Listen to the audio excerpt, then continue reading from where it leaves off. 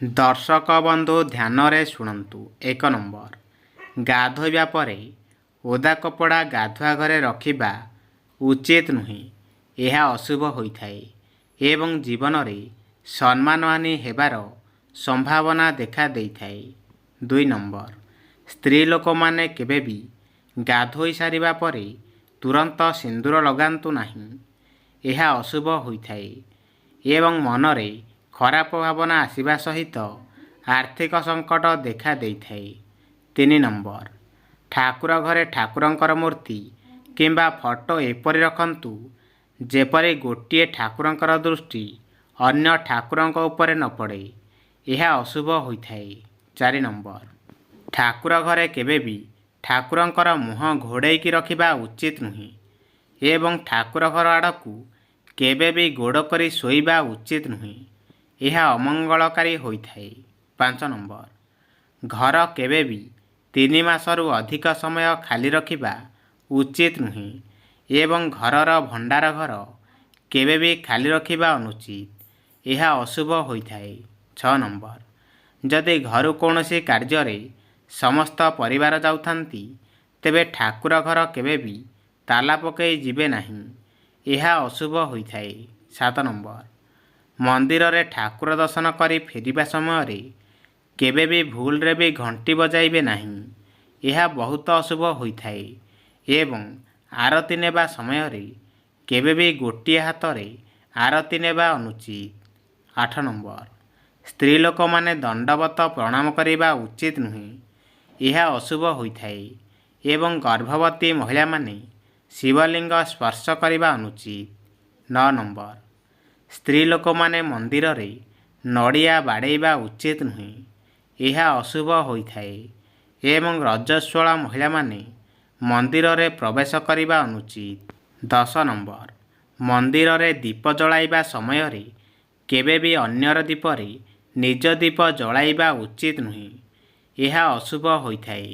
11 number, ମହିଳାମାନେ କେବେ ବି ହନୁମାନଙ୍କୁ ଏବଂ ଶନିଦେବଙ୍କୁ ସ୍ପର୍ଶ କରିବା ଉଚିତ ନୁହେଁ ଏବଂ ମନ୍ଦିରରେ ମହିଳାମାନଙ୍କୁ ଭିଡ଼ରେ କେବେ ବି ଠେଲାପେଲା କରିବା ଦ୍ୱାରା ଅମଙ୍ଗଳକାରୀ ହୋଇଥାଏ। 12 ନମ୍ବର, ପୁରୁଷ ହୁଅନ୍ତୁ କିମ୍ବା ମହିଳା ପୂଜା କରିବା ସମୟରେ ମୁଣ୍ଡକୁ ବସ୍ତ୍ର ଦ୍ୱାରା ଘୋଡ଼ାଇବା ଉଚିତ। ଏହା ଶୁଭ ହୋଇଥାଏ ଏବଂ ଚଞ୍ଚଳ ମନ ସ୍ଥିର ହେବା ସହିତ ଆଶୀର୍ବାଦ ପ୍ରାପ୍ତ ହୋଇଥାଏ।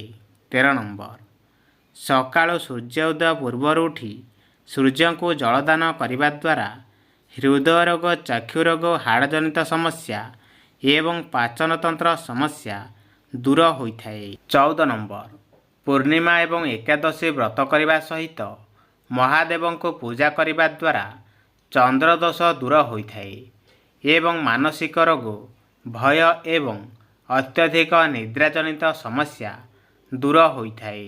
15 ନମ୍ବର, ମଙ୍ଗଳବାର ବ୍ରତ କରିବା ଦ୍ୱାରା ମଙ୍ଗଳକାରୀ ହୋଇଥାଏ ଏବଂ ଦୁର୍ଘଟଣାଜନିତ ସମସ୍ୟା ଦୂର ହେବା ସହିତ ଉଚ୍ଚ ରକ୍ତଚାପ ଏବଂ ରକ୍ତ ସମ୍ପର୍କିତ ରୋଗ ଦୂର ହୋଇଥାଏ। 16 ନମ୍ବର, ସକାଳୁ ଖାଲି ପେଟରେ ତୁଳସୀ ପତ୍ର ସେବନ କରିବା ଦ୍ୱାରା ବୁଧ ଗ୍ରହ ଦୋଷ ଦୂର ହୋଇଥାଏ ଏବଂ ଚର୍ମ ରୋଗ ସହିତ ସଂକ୍ରାମକ ରୋଗ ମଧ୍ୟ ଦୂର ହୋଇଥାଏ। 17 ନମ୍ବର, ପ୍ରତ୍ୟେକ ଦିନ ହଳଦୀର ତିଳକ ଲଗାଇବା ସହିତ ବିଷ୍ଣୁ ସହସ୍ର ନାମ ପାଠ କରିବା ଦ୍ୱାରା ଗୁରୁ ଗ୍ରହ ଦୋଷ ଦୂର ହୋଇଥାଏ ଏବଂ କ୍ୟାନ୍ସର, କାମଳ ରୋଗର ଏବଂ ପେଟ ସମ୍ପର୍କିତ ରୋଗ ଦୂର ହୋଇଥାଏ। 18 ନମ୍ବର, ଦ୍ୱିପ୍ରହର ଖାଦ୍ୟ ଖାଇବା ସମୟରେ ଦହି ଖାଇବା ଉଚିତ। ଏହାଦ୍ୱାରା ଶୁକ୍ରଦୋଷ ଦୂର ହୋଇଥାଏ ଏବଂ ମଧୁମେହ ସମସ୍ୟା, ନେତ୍ରଜନିତ ସମସ୍ୟା ଦୂର ହୋଇଥାଏ। 19 ନମ୍ବର, ସ୍ନାତିକ ଭୋଜନ କରିବା ସହିତ ସକାଳୁ ଓସ୍ତ ଗଛ ମୂଳରେ କିଛି ସମୟ ବସିବା ଦ୍ୱାରା ଶନିଦୋଷ ଦୂର ହୋଇଥାଏ ଏବଂ ଶରୀର ବିକୃତ ସମସ୍ୟା, ଜଟିଳ ରୋଗ ଏବଂ ସ୍ନାୟୁଜନିତ ସମସ୍ୟା ଦୂର ହୋଇଥାଏ।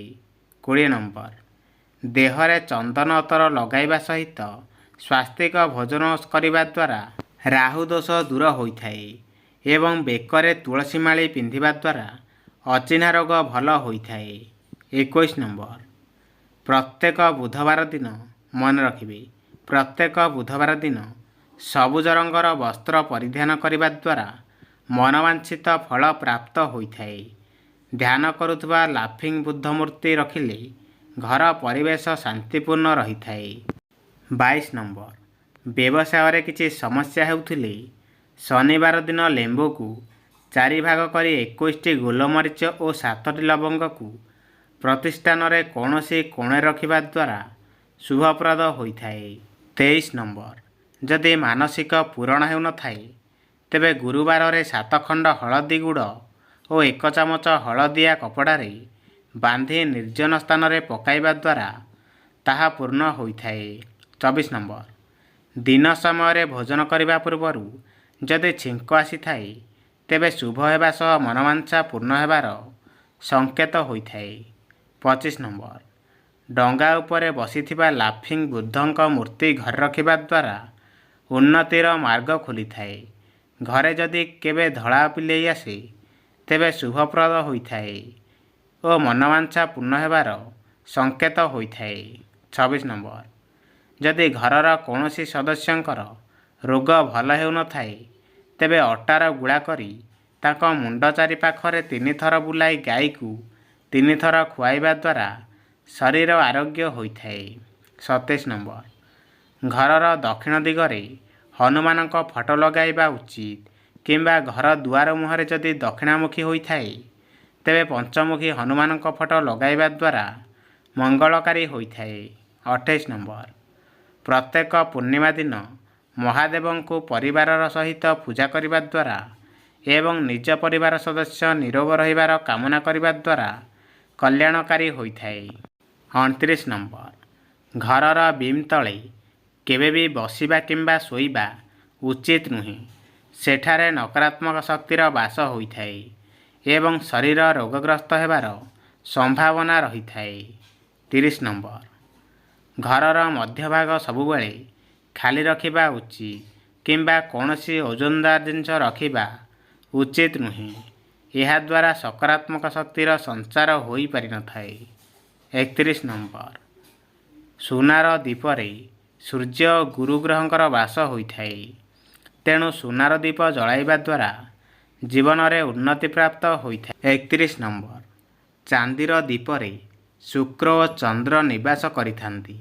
ତେଣୁ ଏହି ଦୀପ ଜଳାଇବା ଦ୍ୱାରା ମା ଲକ୍ଷ୍ମୀଙ୍କର କୃପା ପ୍ରାପ୍ତ ହେବା ସହ ଧନର ଅଭାବ ହୁଏ ନାହିଁ। 33 ନମ୍ବର, ଶନିବାର ଓ ମଙ୍ଗଳବାର ଦିନ ବିରି ବିଛାଇ ଲୁହା ବା ଷ୍ଟିଲର ଦୀପରେ ସୋରିଷ ତେଲ ଦେଇ ଜଳାଇବା ଦ୍ୱାରା ଆକସ୍ମିକ ଦୁର୍ଘଟଣାରୁ ରକ୍ଷା ମିଳିଥାଏ। 34 ନମ୍ବର, ଶୁଭ ମୁହୂର୍ତ୍ତରେ କଳା ହଳଦୀ ଖଣ୍ଡେ ଆଣି ଘରେ ବା ଦୋକାନରେ ପଇସା ରଖୁଥିବା ଜାଗା ରଖିଲେ ଲାଭପ୍ରାପ୍ତ ହୋଇଥାଏ। 35 ନମ୍ବର, ଯଥାସମ୍ଭବ କିନ୍ନରଙ୍କୁ ସହାୟତା କରିବା ଉଚିତ ଓ ତାଙ୍କଠାରୁ ମୁଦ୍ରାଟିଏ ଆଣି କ୍ୟାସ୍ ବାକ୍ସରେ ରଖିବା ଦ୍ୱାରା ବ୍ୟବସାୟରେ ଲାଭପ୍ରାପ୍ତ ହୋଇଥାଏ। 36 ନମ୍ବର, ଗୋଟିଏ ନାଲି ସୂତା କପଡ଼ାରେ ନଡ଼ିଆ ବାନ୍ଧି ନଦୀରେ ପ୍ରବାହିତ କରିଲେ ମନସ୍କାମନା ପୂରଣ ହୋଇଥାଏ। 37 ନମ୍ବର, ଶୁକ୍ଳପକ୍ଷ ଶନିବାର ଦିନ ଏକ ବଂଶୀରେ ଚିନି ଭର୍ତ୍ତି କରି ନିର୍ଜନ ସ୍ଥାନରେ ପୋତିବା ଦ୍ୱାରା ରୋଜଗାର ପ୍ରାପ୍ତି ହୋଇଥିବାର ମନସ୍କାମନା ପୂରଣ ହୋଇଥାଏ। 38 ନମ୍ବର, ବରଗଛର ପତ୍ରରେ ଇଚ୍ଛା ଲେଖି ନଦୀରେ ଭସାଇବା ଦ୍ୱାରା ମଙ୍ଗଳକାରୀ ହେବା ସହ ଇଚ୍ଛା ପୂର୍ଣ୍ଣ ହୋଇଥାଏ। 39 ନମ୍ବର, ସକାଳୁ ଠାକୁରଙ୍କୁ ପୂଜା କରିବା ସମୟରେ ବେଲପତ୍ରରେ ଚନ୍ଦନ ଲଗାଇ ସଂକଳ୍ପ ଲଗାଇ ଶିବଲିଙ୍ଗରେ ଚଢ଼ାଇବା ଦ୍ୱାରା ଇଚ୍ଛା ପୂରଣ ହୋଇଥାଏ। 40 ନମ୍ବର, ସକାଳୁ ଗାଧୋଇବା ପରେ ତମ୍ବା ପାତ୍ରରେ ଜଳ ନେଇ ତୁଳସୀ ଗଛରେ ଅର୍ପଣ ସହ ସୂର୍ଯ୍ୟଙ୍କୁ ଅର୍ଘ୍ୟ ଦେବା ଦ୍ୱାରା ଇଚ୍ଛା ପୂରଣ ହୋଇଥାଏ।